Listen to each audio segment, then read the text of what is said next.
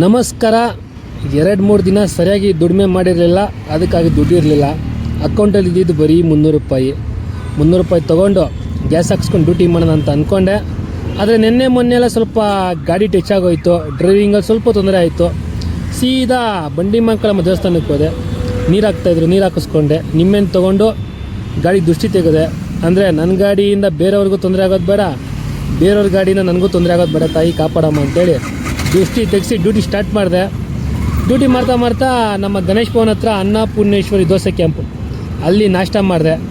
ನಾಷ್ಟ ಮಾಡ್ಕೊಂಡು ಡ್ಯೂಟಿ ಮಾಡ್ತಾಯಿದ್ದೀನಿ. ಇದೊಂದು ರಸ್ತೆ ನೋಡಿ, ಈ ರಸ್ತೆ ನಾವು ಹೆಂಗೆ ಪಿಕಪ್ ಮಾಡೋದು, ಹೆಂಗೆ ಬರ್ತಾರೆ? ಅಕಸ್ಮಾತ್ ಯಾರು ಡಯಾಲಿಸಿಸ್ ಪೇಷೆಂಟ್ ಇದ್ದರು, ವಯಸ್ಸಾದವ್ರು ಇದ್ದರು, ಹೆಂಗೆ ಪಿಕಪ್ ಮಾಡೋಕ್ಕಾಗುತ್ತೆ? ಅವ್ರು ಹೆಂಗೆ ಬರೋಕ್ಕಾಗುತ್ತೆ? ಇವತ್ತು ಸಿಕ್ಕಾಪಟ್ಟೆ ಬಿಸಿಲು, ಆ ಬಿಸಿಲಲ್ಲೂ ಡ್ಯೂಟಿ ಮಾಡ್ತಾಯಿದ್ದೆ. ಇದು ನೋಡಿ, ಬೆಲ್ಜಿಯಂ ಅಂತೆ, ಯಾವುದೋ ಹೊಸ ಬ್ರಾಂಚು. ಒಂದು ಬ್ರೆಡ್ ಕೇಕನ್ನು ತಿನ್ನೋದಕ್ಕೆ ನಮ್ಮ ಯುವಕರು ಹೆಂಗೆ ನಿಂತಿದ್ದಾರೆ ನೋಡಿ, ಆರಾಮಾಗಿ ತಾಳ್ಮೆಯಿಂದ. ಅಂದ್ಕೊಂಡೆ ನಮ್ಮ ಯುವಕರಿಗೆ ಇಷ್ಟೊಂದು ಟೈಮ್ ಫ್ರೀ ಇದೆಯಾ ಅಂತ. ಮತ್ತು ಅಲ್ಲಿಂದ ಬಂಡಿ ಮಕ್ಕಳ ದೇವಸ್ಥಾನಕ್ಕೆ ಡ್ಯೂಟಿ ಬಿತ್ತು. ದರ್ಶನ ಮಾಡಿಕೊಂಡು ಡ್ಯೂಟಿ ಮಾಡ್ತಾ ಉತ್ರಳ್ಳಿಗೆ ಹೋದೆ. ಉತ್ರಳ್ಳಿಗೆ ಹೋದ್ಮೇಲೆ ಡ್ಯೂಟಿನೇ ಬೀಳಿಲ್ಲ 2-3 ಅವರ್. ಅಲ್ಲಿಂದ ಉತ್ರಳ್ಳಿ, ಚಿಕ್ಕಸಂದ್ರ ಅಂತ ಅಲ್ಲಲ್ಲೇ ಓಡಾಡ್ತಾಯಿದ್ದೀನಿ, ದುಡಿಮೆನೇ ಆಗಿಲ್ಲ.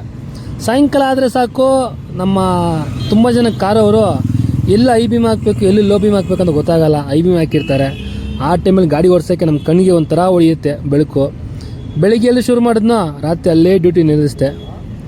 ಇವತ್ತು ದುಡಿಮೆ ಸುಮಾರಾಗಾಯಿತು, ಆದರೆ ಈ ವಾರ ಮಾತ್ರ ಸ್ವಲ್ಪ ದುಡಿಮೆನೂ ಕಮ್ಮಿ ಮಾಡಿದೆ, ನನ್ನ ಗುರಿ ಕಡೆ ಕೆಲಸನೂ ಕಮ್ಮಿ ಮಾಡಿದೆ. ನೆಕ್ಸ್ಟು ತಿದ್ಕೊಬೇಕು, ಬದಲಾಗಬೇಕು.